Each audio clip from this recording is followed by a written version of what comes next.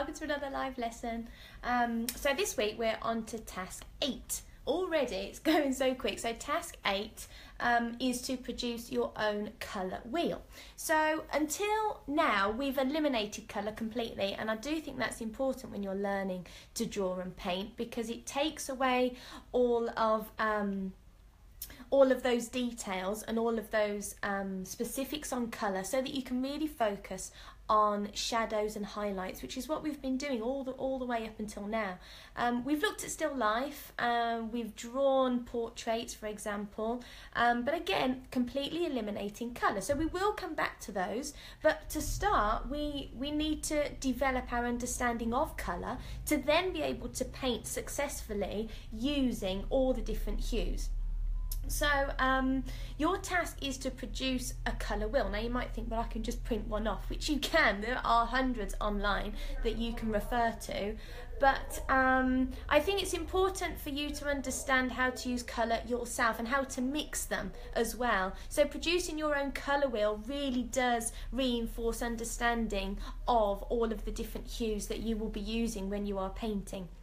So this is part 1 of task 8, because we will produce a painting shortly using our colour theory. Okay, and then we'll go back to the other things we've already looked at, like still life and portraits, bringing in all the different colours. So colour theory can be quite complicated, and as I've said in my blog, there is just so much knowledge and theories about it in so much detail that it could fill several encyclopedias. So we're going to simplify it and focus on 3 areas. Okay, so we'll look at the colour wheel. We're going to look at colour values, and we're also going to look at colour schemes very briefly. But as I say, there's so much detail on all of those, but we'll start with the basics.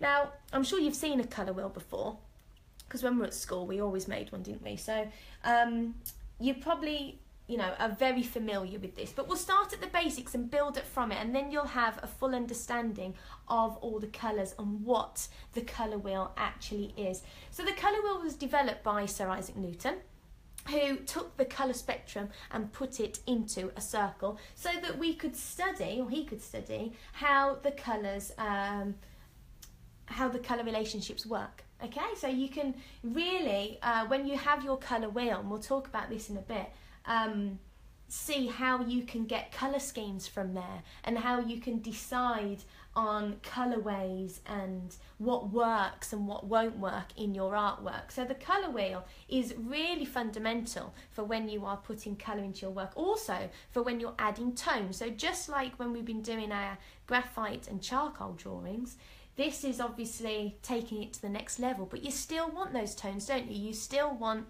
the highlights and you still want the dark tones. But we'll come on to that in a minute. So, as you can see, you've got the full colour spectrum here, haven't you? Just like what you'd see in a rainbow.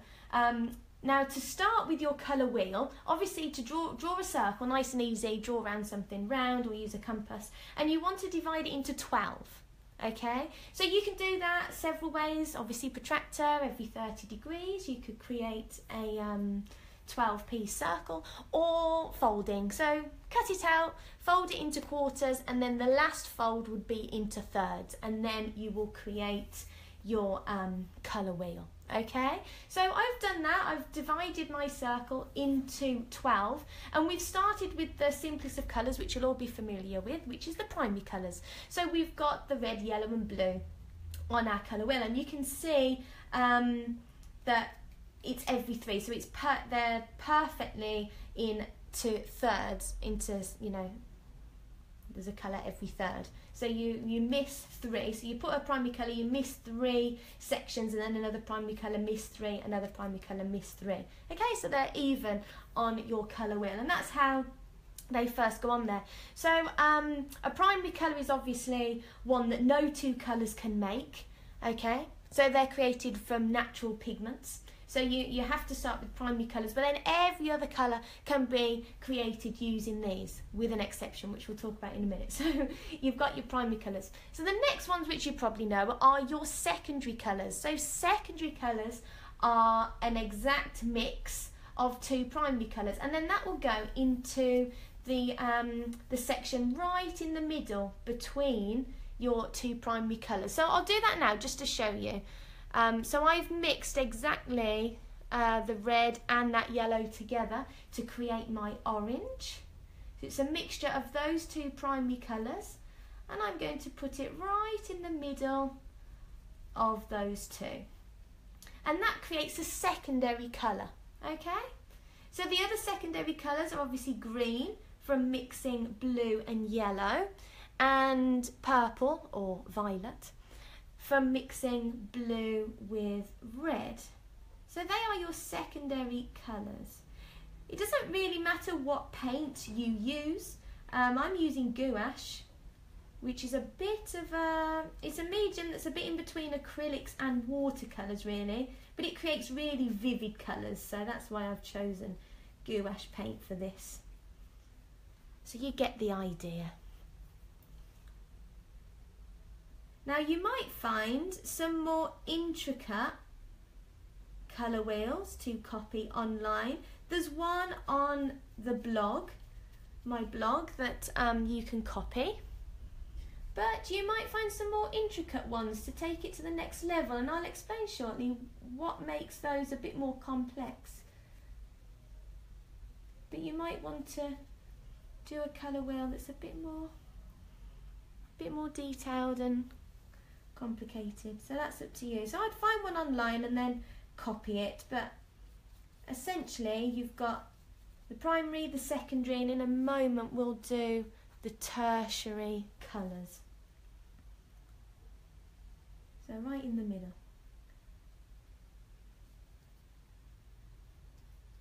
Right, almost done. So you want to try and get a perfect mix of red and yellow, for example, of the primary colour. So kind of an even amount, because it's a bit that's right in the middle. In a sec we'll go on to tertiary colours, which is then the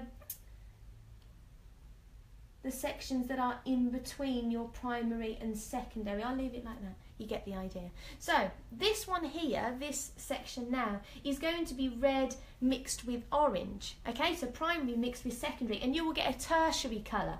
So in this section here, it would be called red-orange, because it's slightly more red than it is orange, okay? And because it's a mix of primary and secondary, the name would always be the primary colour first. So the other secondary, tertiary colour here would be yellow-orange, and this one here would be yellow-green. So you would always have the primary colour named first in the tertiary, for the tertiary sections. Okay, so you work your way around until you've got all of those colours. Okay, and you'll see the full colour spectrum. Okay, so nice and easy.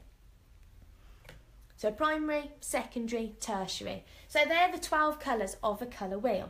But we can take this a bit further. Then we need to think about value. You might have heard of value. These are hues. Okay, so the colours that are on the colour wheel are hues. Now you now need to think about shades, okay, and value. So value is when these colours get darker or lighter. Okay, so that's a colour value. So as it gets lighter, that would be a tint. So as we add white to any of those, it will be a tint. So as you can imagine with red, if you add white and you blend it as it gets lighter and lighter, a value of red and a tint of red would be pink. So pink is a tint of the hue red, for example. So black and white aren't a hue, so that's why they don't appear on the colour wheel, but they're obviously very important colours because they give you the tints and they give you the shades. So if you wanted to go darker, you probably would know that you would add black. That would give you a shade. So if you were doing a drawing,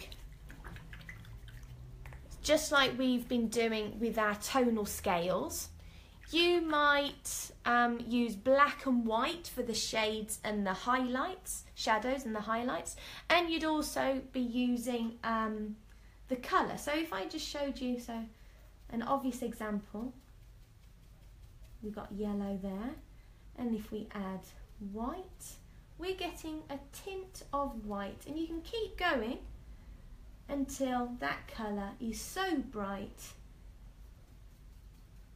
and it's so tinted that it turns into white.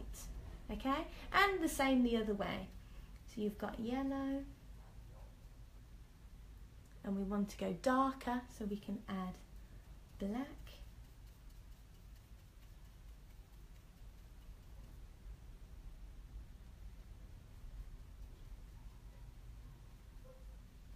There we go. So you've got the tints and the shades of the colour yellow. Now that would still be considered monochrome, just like drawing with graphite, because you've got one colour going from all its shades and tints. Okay, so with graphite it's grey, isn't it? So it's all the shades and tints of black to white. Okay, so that would be a monochrome drawing, but it would still be monochrome if you had all the different tints and shades of blue and you did a whole painting with that shade, okay, with that colour, that hue. That would still be monochrome. So you now can think about different colour schemes for your work. So you've got monochrome. Okay, so monochromatic colour schemes made up of one colour and its shades and its tints. So you can do experiments like this with all of your hues, so that you've got a full palette of all the different colours and their shades and tints, okay, just so you can refer to it. But you've got other things now as well that you can think about with a colour scheme. And there are examples on the blog as well of how artists have done some of these. One of a colour scheme is analogous, okay? Also, you could say harmonious, and you can probably guess where they appear on the colour scheme. They are next to one another. So if you were to do a colour scheme where the hues appear on the colour wheel in succession, one after the other, you can imagine that's harmonious because all those colours blend together. So for a viewer of art, it's really nice to look at because our brain likes it. It makes sense of it. We've seen this colour wheel, we've seen rainbows and spectrums, so our brain likes it. We like to see these colours that are next to one another. You might see interior designers do that a lot. They use analogous colours because they just make a really nice colour scheme. So again, artists do that on purpose. They think, well, where on the colour scheme, where on the colour wheel are these colours? So analogous could be anywhere on the colour wheel. Usually 3 or 4 colours, okay, that are next to one another. Now, to add an effect, you might then have an accent colour. Again, interior design is an example, but you'll see it in lots of paintings. You'll see analogous colours used, and then you'll see one from the opposite side of the colour wheel to where your analogous colours are. Now, a colour that's directly opposite, so you can see this blue against orange. So a primary colour is always opposite a secondary colour on the colour wheel. Okay, so the exact opposite, so blue opposite orange, these colours together are known as complementary colours. Okay, complementary because next to one another they both look their brightest. Blue won't look so blue as blue unless it's against orange, then the blue really stands out. The same with all of the others. So you've got this red opposite a green, okay? Those colours together are complementary. They will clash, but clash might be what you are looking for. You might want to draw a viewer's attention to something on your painting. In that case, look at your colour wheel. If you're thinking, right, I want this to really stand out, then look at its complementary, because that's what a lot of artists do. And there's a couple of examples on my blog. Hundert Wasser is an artist that does this technique a lot. He was a bit of a forerunner in environmental protection and things like that. So a lot of his paintings have lots, or prints, have lots of meaning. He wanted them to jump out, to grab attention. You'll see that used with logos as well. If you look at any or most of the famous logos out there for any brands, they would use colour schemes very carefully. And some of them is Firefox one, where you've got this blue and orange together. Again, those colours are so they stand out, okay? So graphic designers and product designers really have to think about this too, because with things like brands and things like making posters and making things stand out, you need to understand the colour wheel too. Vincent van Gogh used to do this too. Many of his paintings have complementary colour schemes, and it brings your attention. One of the most famous, Starry Night, you can now imagine you've got this yellow and you've got these deep violet colours and blues that are in Starry Night. So having this bright yellow, really bright yellow, the complementary, makes that stand out and creates movement. Because as a viewer, your eyes don't sit well. They keep moving between those colours. It's almost, you can't make sense of it. So it makes art move, as we would say. It makes the clash, it makes things stand out. So, you know, it's good to understand that, because then you can do that purposefully in your art. So we've got analogous colours, colours that are next to one another. You could have analogous with one complementary colour if you want something to really stand out. Sometimes we do that, and it's called split complementary. So you've got two colours with its opposite. Okay, so it's split complementary. So it might not be a direct complementary, directly opposite. It might be split, so it's not quite as bright. What else do we have? Also complementary colours, because they're complete opposites. You've obviously got warm colours, we would say, on this side of the colour wheel versus cool, colder colours on this side. So again, that's kind of used to affect, isn't it, for mood or emotion. You can think about how those colours, you know, are quite emotive. But also a complementary is a mixture of the two, isn't it? It's a warm and a cool colour. So again, that's another reason why they work, okay, in their clashing sense. What else? So warm colours, cool colours, that's how complementary colours work.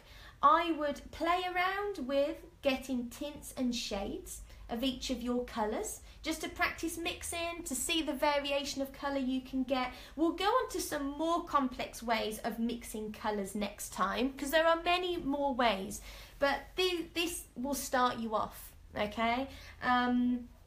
So yeah, 12-piece colour wheel. You'll end up with, I can show you, so this is task 8. Can you see that colour wheel? From the light, yeah, just about. So that's on the blog, okay? That PowerPoint, that colour wheel, so you can copy it to get all your colours in the right place. All the names are there.